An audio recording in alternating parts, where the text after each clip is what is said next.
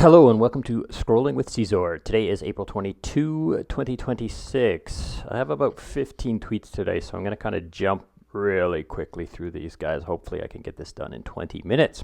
Okay, so taking a quick look at the charts, everything is up about 3% today. ETH 3.2, BTC 3.5, Hype 3%.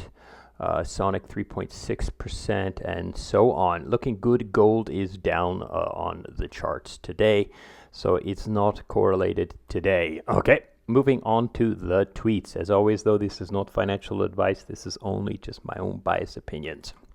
Okay, so first of all, we have a tweet here that says ETH on spot exchanges is dropping fast again. So people are taking their ETH off of centralized exchanges. I assume that's what he means by spot exchanges, not DeFi exchanges. It does say exchange reserve spot exchanges. So yeah, I assume this is all centralized exchanges. So people are pulling their ETH off of centralized exchanges again. So usually that means we're going to get less selling. But and if there is some buying, the buying has more impact on the centralized exchanges. But who knows what they're actually going to do with that? They might be taking it on chain to try to farm some of the juicy yields there, or arb some of the mispegged LSTs and so forth. Okay, so but it's looking pretty good. Okay. So moving on to Hey Anon. Hey Anon has this launch pad open right now where you can kind of go to the launch pad and you can launch kind of this AI agent. Now, currently it's only as far as I can tell, it's only available on Solana. So I haven't even tested this, but I'm kind of looking at it and thinking about maybe it might be fun. Like, for example, there's one here in the key to XBT is an AI-powered research sentiment analysis query any token protocol. So you can use this, you can launch your own agent, your own Nikita XBT agent, and have it do some research for you. Or you can do this STR auto compound pilot, which can kind of like auto compound some yield for you and stuff like that. Dig deeper, find out if it's cool. I'm not going to play with it on Solana, so I'm going to wait until maybe it goes to Base or some EVM chain before I actually play with it. Okay, moving on to Beefy. Beefy is taking their Beefy token off of Binance as of April 23rd, so tomorrow. So things are healing. DeFi is healing. Beefy is one of the ones who are decided to take their token off of centralized exchange, just like ETH is leaving centralized exchanges. I think this is a great thing. Like, come back to DeFi. If you're a DeFi protocol, then just be DeFi, right? You don't need to put it on centralized exchanges. They're all scammy and it's all just wash trading and weird, like, just value extraction from users, all this terrible stuff, right? However, World Liberty Financial is sending their stablecoin is going on to Bybit, so they've made some deal with Bybit to utilize USD1 versus ETH and USD1 versus ETH, so that there's some more utility for that stablecoin.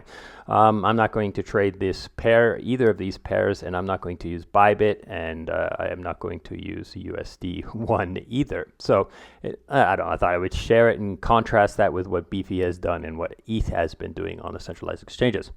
Moving on to the next bit of news. So PeckShield has shown that the KelpDAO exploiter is moving their ETH off of Ethereum to Arbitrum via that doesn't make sense to me. So this must be wrong. But anyways, they're taking their Ethereum from Arbitrum and Ethereum via a cross protocol, swapped it for USDT, and subsequently routed it through Tron via Layer 0 core. So it's just kind of ironic that the hackers, they used the Layer 0 ecosystem to hack KelpDAO, and then, or I don't want to get into all the details of it, but I'm sure you know what's going on. So now they are using the Layer 0 to actually like wash their money so as to send USDT across Layer 0 because USDT is turned back on. So into Tron, and then in Tron, I believe they're going to wash it and so forth.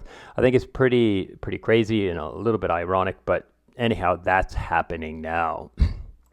Okay, so Andre tweets out about Flying Tulip.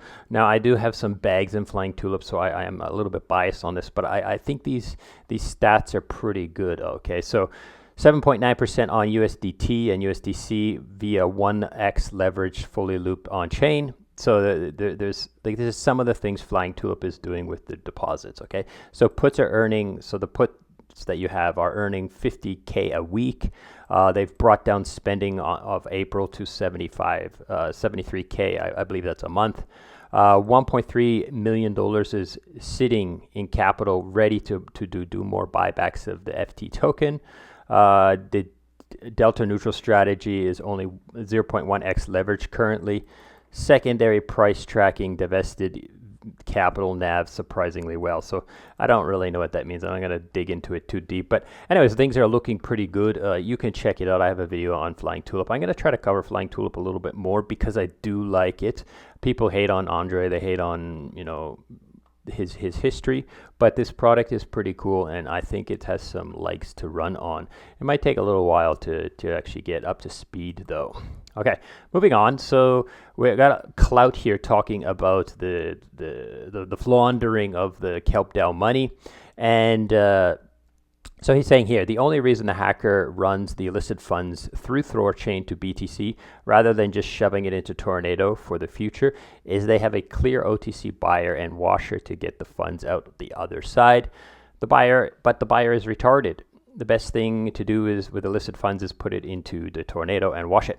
So yeah, I guess, he's just kind of speculating that like there's someone on the other side willing to buy this stolen loot, and that's kind of a scary thing and a sad thing, and we would wish that like people would just be like, yeah, I don't want to buy that, but it's always been the case, I've bought not a stolen TV, but I've this kind of stuff in the past where especially when you're young and you kind of you don't really have the morality, you're a little bit more selfish, you might buy things, but like it's always the case. There's always going to be someone willing to buy the stolen loot, especially if they think they can make more money off of it just by buying it cheap because it's stolen. So here's another person who's basically saying the same thing. Layer 0 is being used to launder the Layer 0 Kelp DAO hack. So he's showing it's just a little bit more irony right there. Okay, let's move on to Frax Finance. Frax has over 1,000 transactions have been made with FX USD on EtherFi. So what they're talking about here is the EtherFi Vault, where you can use your credit card. You can put FX USD into your Ether Vault, and you can connect it to your credit card and use that as your spending money, and it will get the yield that FRX USD is generating. It's something around 3%, 3.2, 3.3%. Your balance just continues to go up every day. You just get a little email and say, oh, you just made this much money, and it's added to your balance, and you can use that. Now they are actually incentivizing people to do this. So these people won $50. This person won $500 just because they were spending their money via EtherFi and using FRX as their token. Okay, so there's more details into it, like you got to spend a certain amount, but you can still kind of dig a little bit deeper. If you are using EtherFi credit card now, I would encourage you to consider using FRX as your token of money, and just join it. It's like free. You don't have to pay anything extra. You just use your card as you would, and you might get it free like $50 or $500 and so forth. But I think it's cool.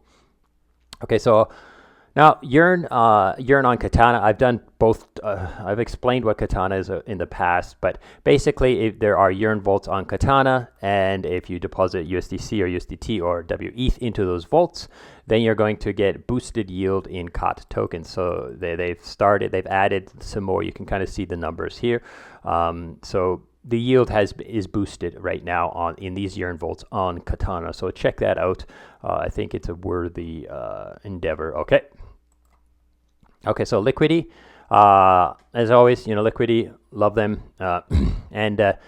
So tomorrow, which is today, right? Liquidity fork Asymmetry Finance airdrops bold LPs. So if you have some bold LPs, there's different places where you might have put that bold, right? But if you have some bold, oh, they're here, stability pools, Yearn, Curve, Uniswap, etc., then you're going to get some airdrops. You don't need to claim anything. You're going to have these tokens chilling in your wallet now. So go and check those out if you have it. Will there be more? I'm not sure. I'm not sure if it's a campaign thing or a one-time thing, but I'm pretty sure it's a campaign. But dig a little bit deeper and find out. But yeah, so it's extra bold, extra yield on top of your bold that is already a decent yield source. Check it out. Okay, here we have Oak Research, and they're retweeting something I retweeted yesterday. Fluid is has this redemption protocol thing set up where you can swap AWA ETH, so your Aave ETH for what is it, Lido staked ETH, or here they are, Lido staked ETH or EtherFi ETH, and basically, because the AETH is utilization locked right now, people want liquidity. They want to be able to exit, so they basically swap their collateral for collateral of this type, and then this collateral is given to Fluid, and Fluid takes on this locked position risk.